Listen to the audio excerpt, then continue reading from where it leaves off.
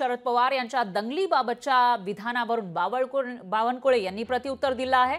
शरद पवारांच्या तोंडी दंगली घडतील अशी भाषा अयोग्य वाटत असल्याचं बावनकुळे म्हणाले। पवारांनी दंगली घडतील असं भविष्य कुठल्या कारणाने केलं असा सवाल त्यांनी उपस्थित केला आहे। तर महाराष्ट्रामध्ये मणिपूर सारखी स्थिती कधीच येणार नाही असं बावनकुळे म्हणाले। दरम्यान महाराष्ट्रामध्ये मणिपूर सारखी काही घडेल का अशी चिंता वाटत असल्याचं पवारांनी म्हटलेलं होतं आणि चिंता व्यक्त केली होती। त्यावरून भाजप प्रदेशाध्यक्ष चंद्रशेखर बावनकुळे यांनी जोरदार हल्लाबोल केलाय।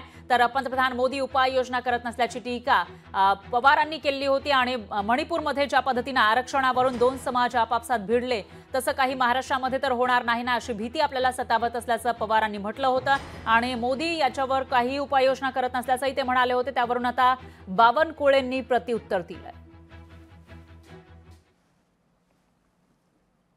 आज अखेर युद्धमुळे झाल्याच्या नंतर देशाच्या प्रधानमंत्र्यांनी तिकडे आपण चक्कर टाकावी, लोकांना दिलासा द्यावा हे कधी त्यांना वाटले नाही। हे घडलं मणिपूरमध्ये, आजूबाजूच्या राज्यातही घडलं, खाली कर्नाटकामध्ये घडलं आणि अलीकडच्या काळामध्ये महाराष्ट्रात काही घडेल का काय अशी चिंता वाटायला लागली। शरद पवार साहेब निवडणुकीच्या राजकारणाकरता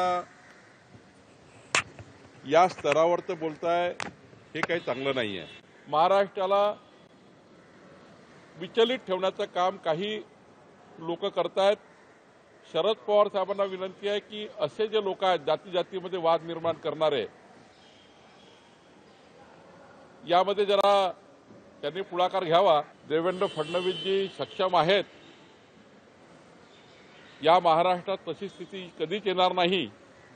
पण शरद पवार साहेबांनी दंगली घडवण्याच्या भाषा किंवा दंगली घडतील अशा भाषा की पुढच्या काळातले दंगली घडण्याचे भविष्य हे कुठल्या कारणावरनं केले आणि त्यांच्या मनात काय हे मला माहिती नाही, एकदा तुम्ही त्यांनाच विचारावं लागेल। तर या सगळ्यावर बच्चू कडूंनी काय प्रतिक्रिया दिली आहे तेही बघूया। मणिपुरानं महाराष्ट्रात मला तर शक्य नाही वाटत, कारण मणिपूरची वस्तुस्थिती फारच वेगळी आहे। मणिपूर एकदम छोटं राज्य आहे आणि महाराष्ट्र हा पूर्वग्रामी असणारा राज्य असल्यामुळं पवार साहेबांनी कसं ते बयान केलं, कुठल्या आधारावर केलं मला माहीत नाही। लोकशाही मराठी ऐका, पहा, जागरूक रहा।